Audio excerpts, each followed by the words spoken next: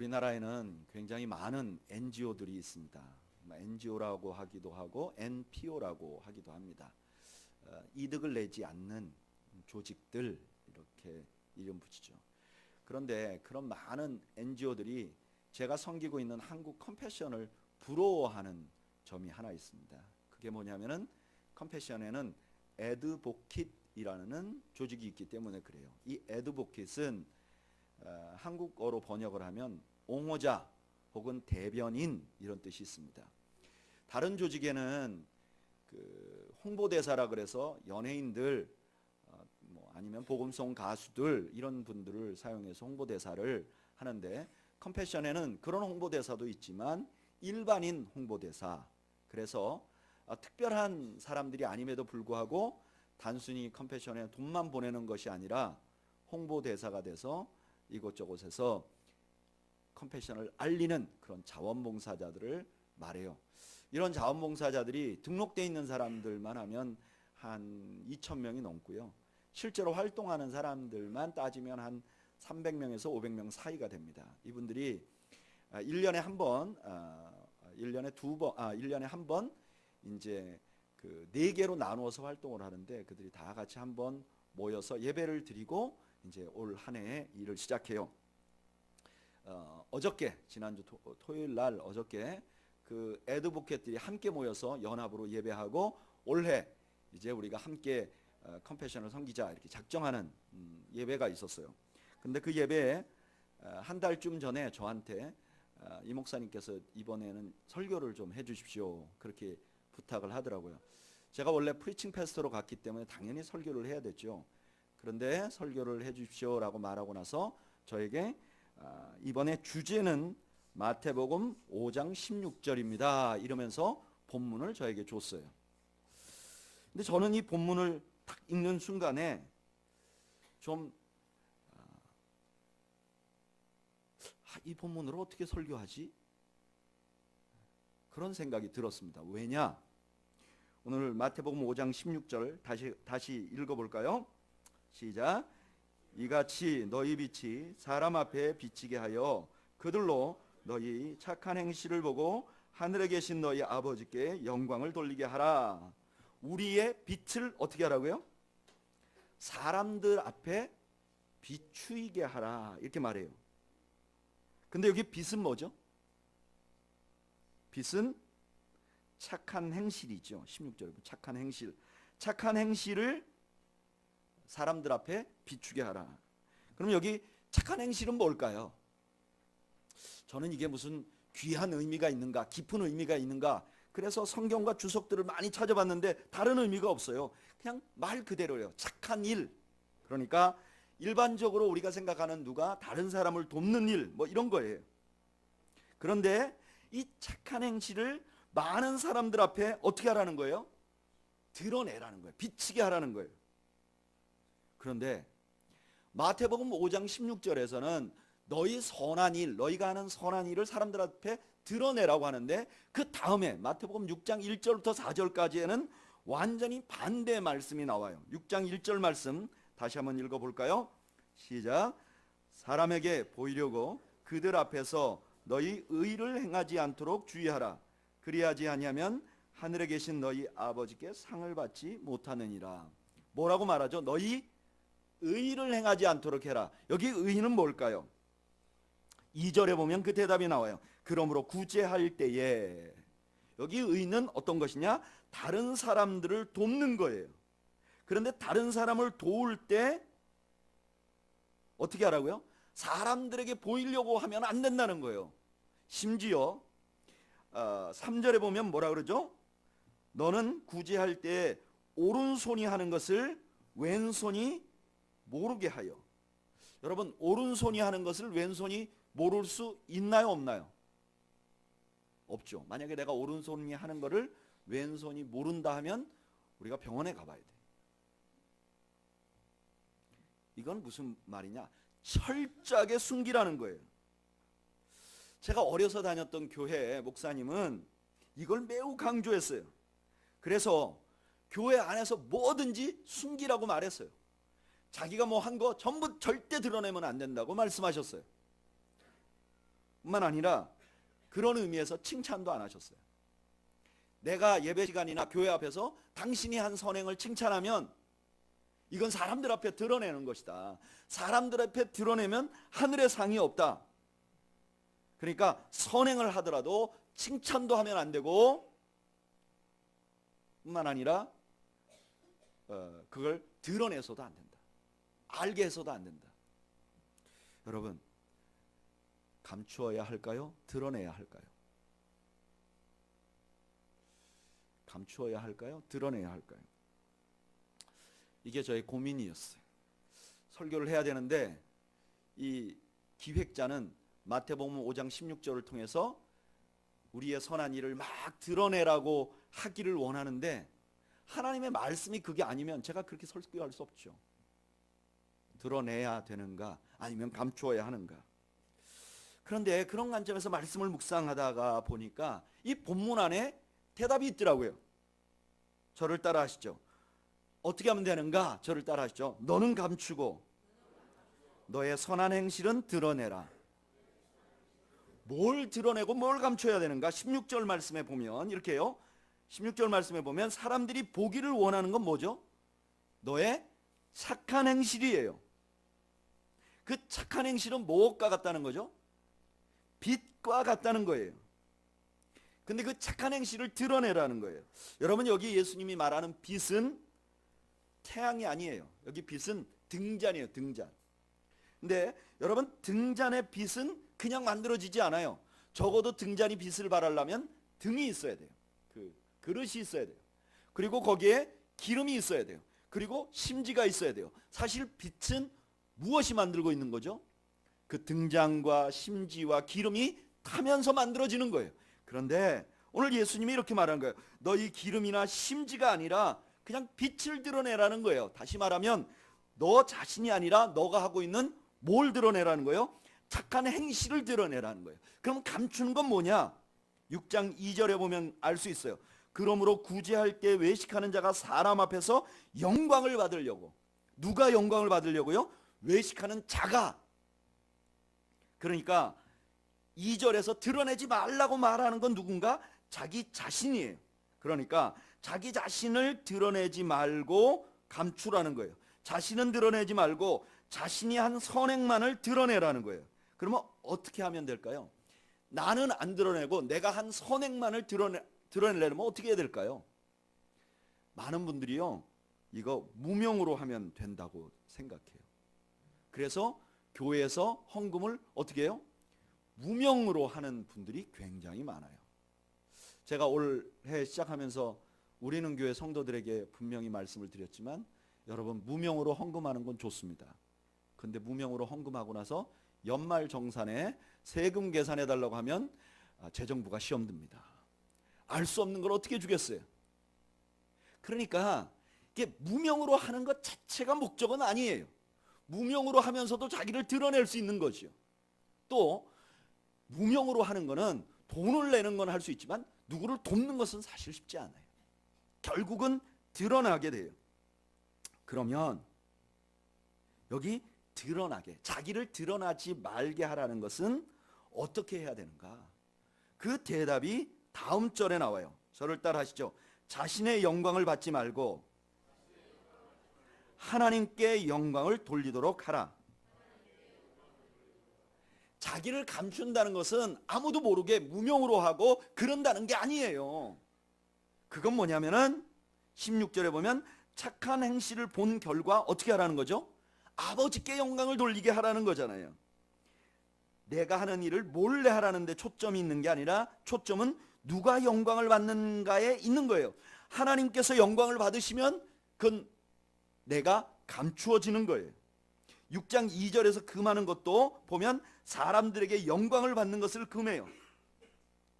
다시 말하면 나를 감추고 선한 행실을 드러내려면 어떻게 되느냐? 내가 한 선한 행실을 아무도 모르게 하는 게 목적이 있는 게 아니라 그걸 통해서 누가 영광을 받도록? 하나님이 영광을 받도록 하는 것이죠.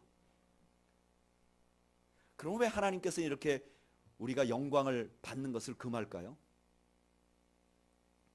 세 가지 이유가 있는데, 첫째는요, 우리 자신이 영광을 받도록 지어진 존재가 아니에요. 인간은요, 영광을 받도록 지어진 존재가 아니에요. 우리는 영광을 돌리도록, 특별히 하나님께 영광을 돌리게 하기 위해서 우리가 지어진 거예요. 이사야 43장 7절 우리 한번 읽어볼까요?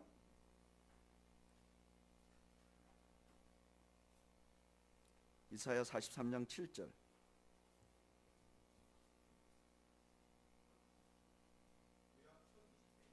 구약 1020페이지.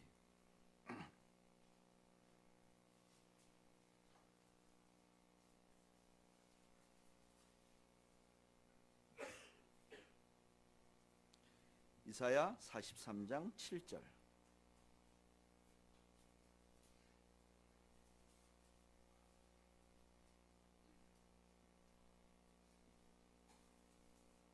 다 같이 읽겠습니다. 시작. 내 이름으로 불려지는 모든 자 곧 내가 내 영광을 위하여 창조한 자를 오게 하라. 그를 내가 지었고 그를 내가 만들었느니라. 아멘. 하나님이 인간을 지을 때 목적이 뭐냐? 하나님을 창조하고 하나님께 영광을 돌리게 하기 위해서 지어졌다는 거예요. 여러분, 물건이요, 자기가 지어진 목적에 따라 사용돼야 돼요. 그런데 자기가 만들어진 목적 이외의 것으로 사용하면 잠깐은 사용할 수 있지만 계속 그렇게 사용하면 어떻게 되죠? 망가지게 돼 있어요. 마찬가지로 우리도 영광을 받도록 지어지지 않았어요. 근데 우리가 영광을 받으면 잠깐 어떻죠? 기분이 좋아요. 그렇게 기분이 좋아지면 아, 내가 괜찮은가 보다 생각하는데 거기에 취해버리면 우리가 망가지는 거예요. 여러분, 수많은 연예인들, 권력가들이 이렇게 해서 망가지는 거예요. 저는 적어도 지금 혹은 한 5년 전에 대한민국의 정치를 했던 많은 분들은요, 제가 대학 다닐 때 우상과 같은 너무나 청렴한 분들이었어요. 그런데 막 칭찬을 받고 자꾸 올라가니까 그분들이 변하더라고요. 여러분, 사람은요, 자꾸 칭찬받고 자꾸 박수 받으면 변하게 돼 있어요. 그리고 썩게 돼 있어요. 연예인들이 망가지는 이유도 그거예요. 우리는 영광을 받기 위해서 지어져 있지 않아요. 영광은 누구만 받는 거죠? 하나님만 받는 거예요. 우리가 영광 받으면 안 되는 이유는 하나님이 영광을 받으시기 때문에 그래요. 하나님은요, 그 영광을 받는 거를 누구에게도 양보하지 않아요. 이사야 42장 8절에 나는 여호와니 이는 내 이름이라 나는 내 영광을 다른 자에게 내 찬송을 우상에게 주지 아니하리라. 하나님은 절대로 자기 영광을 양보하지 않아요. 왜냐하면 그 영광을 누군가가 받으면 그는 뭐가 되는 거예요? 우상이 되기 때문에 그래요. 그런데 아세요? 여러분, 우상은 가장 먼저 멸망할 존재예요. 하나님이 우리더러 영광을 받지 말라고 하는 것은 우리가 결국 멸망하게 되지 않기 위해서 그래요. 정리를 해보면 하나님을 따르는 우리는 선행을 해야 돼요. 우리는 선을 행하도록 지음받았어요. 그런데 이게 당연하지만 선을 행할 때 우리는 항상 우리는 감추고 무엇을 드러내야 돼요? 하나님의 영광을 드러내야 돼요. 그런데 사실 우리를 감춘다는 것은 너무 어려워요. 우리는요, 입만 열면 자기 자랑을 해요.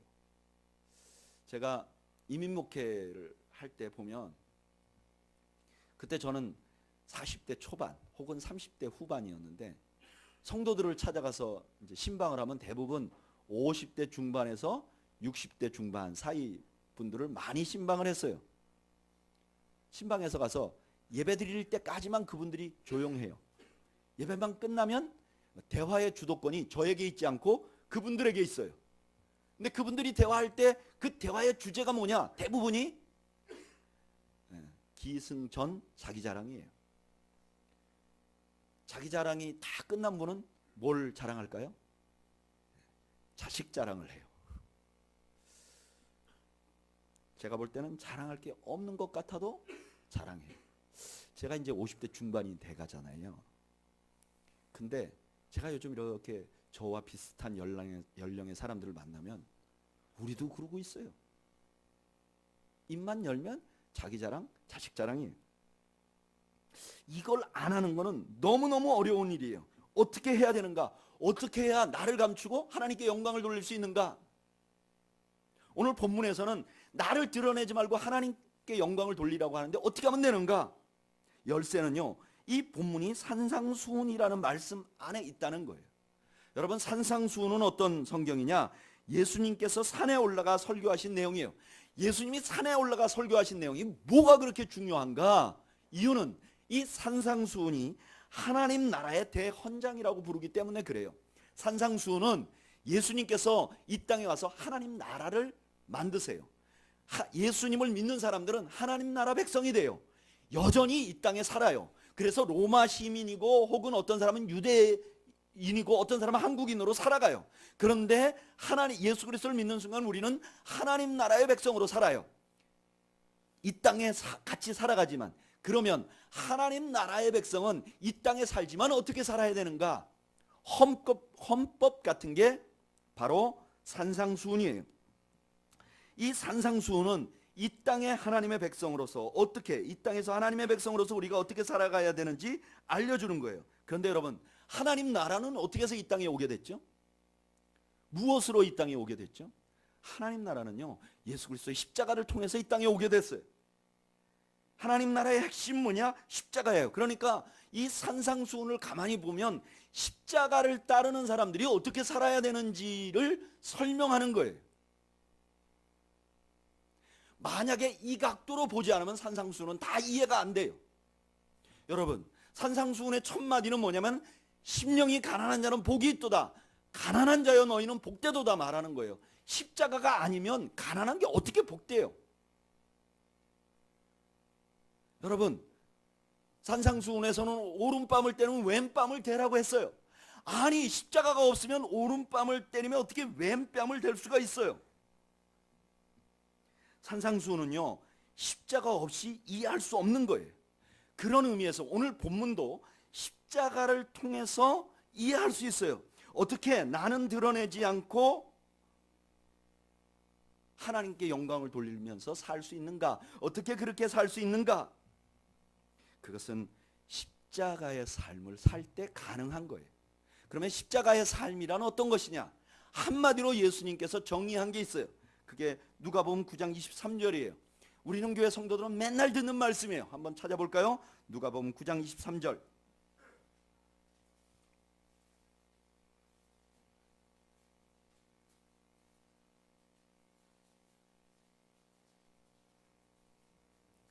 누가복음 9장 23절.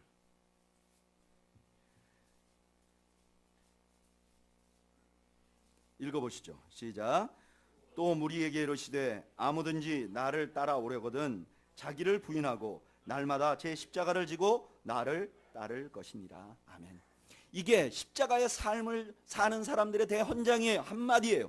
근데 어떻게, 이 말씀은 어떤 의미냐? 여기 보니까 누구든지 나를 따라오려거든, 예수님을 따르려거든, 십자가의 삶을 살려거든 어떻게 해야 되느냐? 자기를 부인하라 그래요. 근데 이게 과거형이에요. 두 번째, 제 십자가를 지라 그래요. 이것도 과거형이에요. 그리고 나를 따르라고 해요. 다시 말하면 이 땅에서 하나님 나라 백성으로서 살려면 어떻게 해야 되느냐? 자기를 부인하고 날마다 자기 십자가를 지고 나서야 예수님을 따른다는 거예요. 자기를 부인하지 않는 사람은 예수님을 따를 수 없다는 거예요. 그리고 자기를 부인하지 않으면 자기를 드러내기가 너무 쉽다는 거예요. 저는 이것이 오늘 우리 교회들의 문제이기도 합니다. 우리는 교회만 해도 60명 넘는 성도들이 있어요. 우리 교회보다 훨씬 더 큰 교회들이 많아요. 그 교회 가보면 여러 사람들이 여러 선한 일을 해요.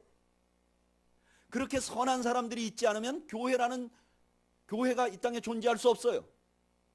근데 중요한 것은 헌신하고 섬기고 희생하고 뭔가 봉사하고 선한 일을 하라고는 계속 얘기하지만 모두가 다 자기를 부인하지 못하고 있기 때문에 헌신하면 할수록 문제가 생기는 거예요. 자아가 시퍼렇게 살아있는 사람은 분명히 헌신하고 선한 일을 하지만 그 선한 일을 통해서 교회나 공동체가 영광을 받는 게 아니라 자기만 영광을 받게 돼요. 이게 바리새인들의 삶이에요. 근데 문제가 있어요. 그러면 다 자기가 부인된 사람 다음에 선한 일을 하려면 여기서 누가 할 수 있겠어요? 여러분 혹시 목사님 난 다 죽었습니다. 그런 분 한번 손 들어 보십시오. 아마 여기도 없을 거예요. 저도 없어요. 그래서 제가 이 누가복음 9장 23절의 말씀이 마태복음에도 있는데 굳이 제가 누가복음의 말씀을 읽은 거예요. 누가복음 말씀에는 마태복음 말씀에 없는 한 말씀이 또 들어있어요. 그게 뭔가? 우리 다시 한번 읽어볼까요? 누가복음 9장 23절 읽어보죠. 시작. 또 무리에게 이르시되 누구든지 나를 따라오려거든 자기를 부인하고 날마다 제 십자가를 지고 나를 따를 것이니라. 마태복음에는 없는데 누가복음에만 있는 한 단어가 있어요. 그게 뭘까요? 날마다라는 단어예요. 마태는 아주 단축적으로 썼고 누가는 아주 실제적으로 썼어요. 나가 다 죽은 다음에 나를 부인한 다음에 선한 일을 하려면 누가 하겠어요? 그런 게 아니라는 거예요. 날마다 우리가 매일같이 나 자신이 죽고 내가 부인되고 내가 십자가를 지고 그러면서 예수님을 따라간다는 거예요. 어제 또 못했지만 오늘 또 하고 그 다음에 또 내일 또 하고 그게 십자가의 삶을 사는 사람들이라는 거예요. 선을 행할 때도 자신이 죽고 그렇게 하면 그 선을 통해서 하나님의 영광을 받으신다는 거예요. 그러면 자기를 부인하고 자기 십자가를 지고 간다는 것은 구체적으로 어떻게 하는 걸까요? 자기를 어떻게 하면 부인하게 될까요? 자기를 부인한다는 것은 그리고 십자가를 지고 간다는 것은 저는 실제적으로 이런 과정이 있어야 한다고 생각해요. 첫째는요, 하나님의 말씀을 통해서 내가 얼마나 죄인인지를 인지하는 거예요. 날마다 하나님의 말씀, 콰이타임을 하든지 아니면 그냥 읽든지 말씀 앞에 나와서 새벽에 기도하든지 어쨌든 말씀 앞에 나와서 자기를 돌아보는 거예요. 그리고 내가 얼마나 깊은 죄인인가를 인지하는 거예요. 날마다 매번 그걸 인지하는 거예요. 여러분, 우리가 성경을 읽는 이유는 성경에서 지혜를 얻어서 사업을 잘하기 위함이 아니에요. 성경에서 지혜를 얻어서 성공적으로 살기 위함이 아니에요.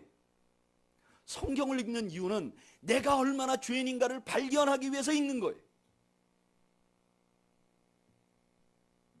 그래서 성경 말씀 앞에서 자기를 발견하면요, 내가 봐도 역겨워요.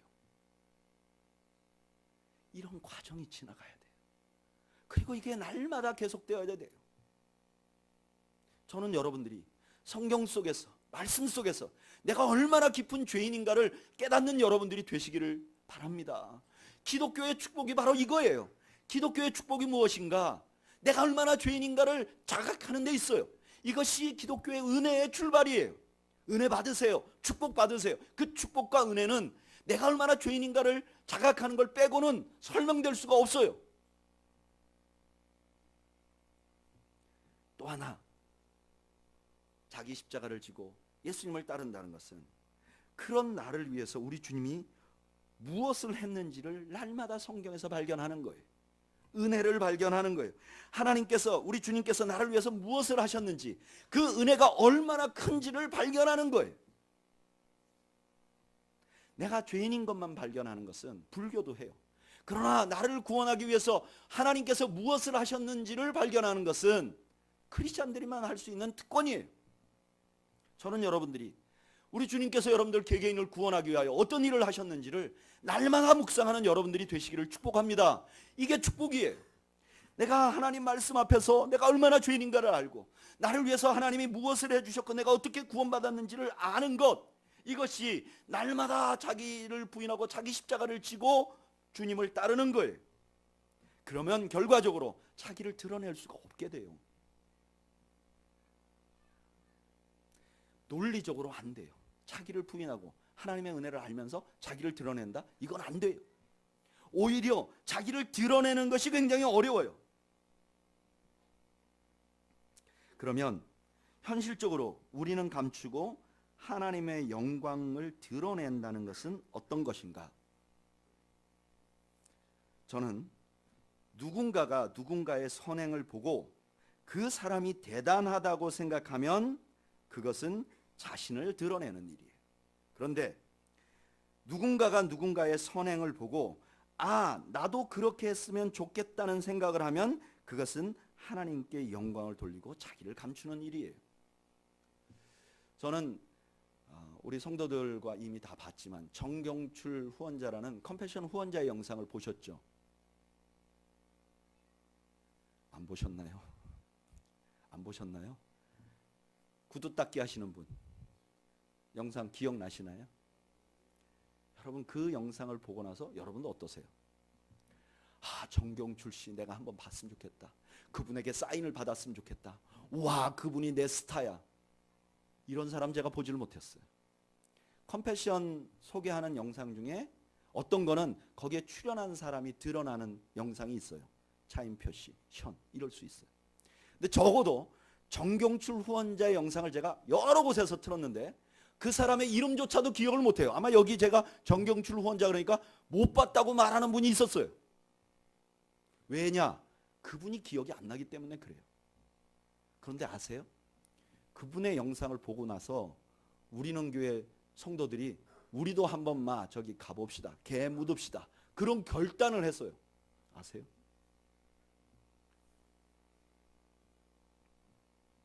하나님의 영광을 돌린다는 것은 어떤 것인가? 내가 한 선행을 보면서 내가 드러난 내 이름이 드러나는 게 아니라 나도 저렇게 하고 싶다는 생각이 드러나는 선행이 바로 하나님께 영광을 올리는 선행이에요. 그런데 이 하나님께 영광을 돌리는 선행에서 우리는 또 하나의 문제를 해결해야 돼요. 어떤 문제가 있는가? 6장에 보면 6장 1절부터 4절까지 보면 계속 반복하는 단어가 있어요. 그게 뭐냐면 상이라는 단어예요. 그래서 우리가 흔히 이렇게 생각해요. 자신이 영광을 받는 것과 하늘의 상을 받는 것은 반대다. 다시 말하면 하늘의 상을 바라보면, 하늘에서 내가 받을 상을 바라보면 그것은 이 땅에서 영광을 안 받는 거라고 생각하는 사람들이 많아요. 그래서 제가 아까 말씀드렸듯이 저 어렸을 때 가르치셨던 목사님께서 교회에서 시상을 안 해. 시상을 하면 하늘의 상이 없어. 그러니까 교회에서 시상을 안 받기만 하면 모든 게 해결된다고 생각하는 거예요. 그런데 하나 문제는 사람들이 하늘의 상이라고 생각하면 어떤 느낌이 들죠? 저는 그냥 이런 생각이 들어요. 하늘의 상 그러면 10고을 권세. 내가 죽어서 천국 갔는데 10고을 다스리는 권세. 아니면 좀 더 수준을 낮춰서 생각하면 금면류관과 개털모자. 저희 주일학교 때 선생님들이 그랬어요. 이 땅에서 주님 잘 섬기다가 천국 가면 면류관을 받고, 이 땅에서 주님 안 섬기고 주일날 뭐 슬쩍슬쩍 사 먹고 또 나쁜 짓 슬쩍슬쩍 하다가 천국 가면 개털모자를 쓰고 간다. 그래서 우리는 흔히 이렇게 생각해요.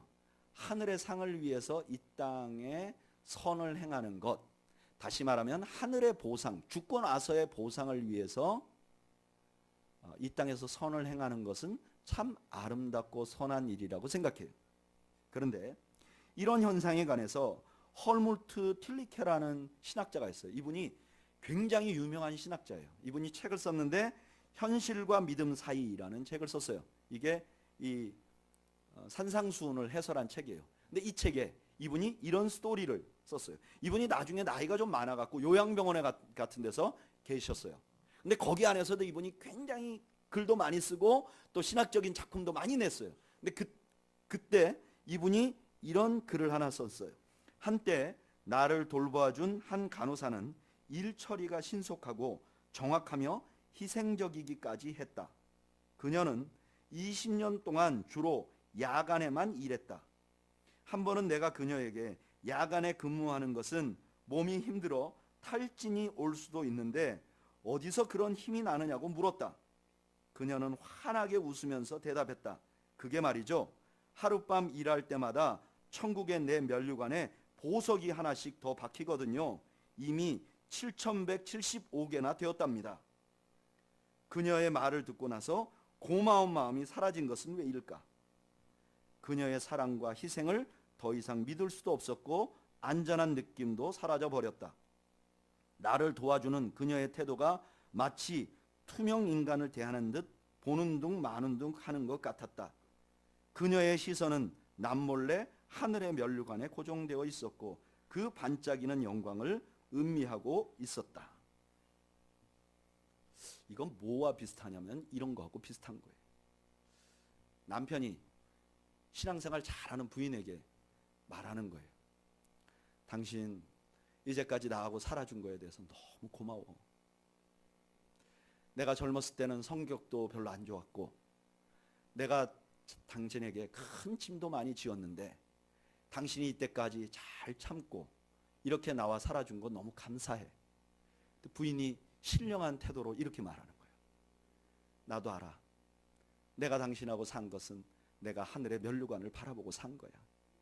하늘 없었으면 벌써 이혼했을 텐데 내가 하늘의 상을 받으려고 당신이 나를 핍박할 때마다 하늘의 면류관이 나한테 크다. 그래서 내가 참고 산 거야.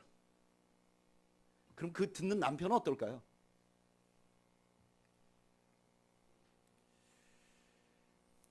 헐머트 틸리케 목사님은 이 상급에 대한 대답을 마태복음 25장 40절에서 찾아요. 마태복음 25장에 보면 예수님께서 재림하시는 상황을 설명하는데 예수님이 양과 염소를 나눠요. 양들에게 예수님이 이렇게 말해요. 오른편에 있는 양들에게 이렇게 말해요. 네가 나 헐벗고 나 굶주릴 때 네가 나를 도왔고 내가 감옥에 갇혔을 때 네가 나를 도왔어. 그랬더니 이 사람들이 이렇게 말해요. 아니 제가 언제 그렇게 했습니까? 제가 그런 적이 없습니다. 그랬더니 임금이 뭐라고 말하는가? 마태복음 25장 40절에 이렇게 대답해요. 임금이 대답하여 이르시되 내가 진실로 너희에게 이르노니 너희가 여기 내 형제 중에 지극히 작은 자 하나에게 한 것이 곧 내게 한 것이라 하시고 이 땅에서 그가 지극히 작은 자들에게 한 작은 선행을 누가 기억하고 있다는 거죠? 주님이 기억하고 있다는 거예요. 진정한 하늘의 상은 내가 하고 있는 선행 그것이 아무에게도 안 알려줘도 누구는 안다는 거예요? 우리 주님은 아신다는 거예요. 여러분 말씀을 정리해 볼까요? 그리스도인들은요 선을 행해야 되는 사람들이에요. 우리는 교회 안에서 봉사를 해야 되는 사람들이에요. 사회에 가서 선한 영향력을 보여줘야 되는 사람들이에요. 그런데 우리가 선을 행하는 것만 하면 바리새인들과 다름이 없어요. 우리는 다르게 해야 돼요. 어떻게 다르게 해야 되는가? 우리가 날마다 얼마나 죄인인가를 인지하고 그리고 십자가의 은혜가 얼마나 큰지를 잊지 않으면서 선을 행하는 거예요. 그리고 내가 하는 선행을 다른 사람은 몰라도 단 한 분 나를 위하여 십자가를 지신 예수님은 알고 기억하고 그분만 인정한다면 나는 다 되었다고 생각하며 섬겨야 하는 거예요. 사랑하는 여러분, 저는 우리는 교회가 드러나고 감추는 일을 지혜롭게 하는 교회가 되기를 소망합니다. 무엇을 드러내야 하고 무엇을 감추어야 하는지, 그리고 드러내고 감추기 위하여 내게 무엇이 필요한지를 인식하고 순종하는 저와 여러분들이 되시기를 바랍니다. 교회가요, 우리 모두가 다 크리스찬들이에요. 여기 오신 분들은 모두 다 구원받은 분이에요. 선하게 살려고 노력하는 분들이에요. 그런데 왜 교회는 그렇게 평안하지 않을 때가 있을까요? 이유는 드러낼 것과 감출 것을 반대로 하고 성경을 읽으면서 나를 부인하고 주님의 은혜를 생각하지 아니하며 내가 어떻게 하면 다른 사람을 이길 것인가를 생각하기 때문에, 다시 말하면 삶을 올바로 십자가의 지혜로 살지 않기 때문에 생기는 어려움들이죠. 이것은 교회뿐만 아니라 크리스찬 가정에도 마찬가지. 예수 믿는 사람들이 가정을 이루었는데 가정이 어렵고 불행하고 불편한 이유도 바로 그것이에요. 예수 믿는 사람들이 그 가문에 결혼을 해서 하나가 되었는데 그 가문이 불편한 이유도 그것이에요.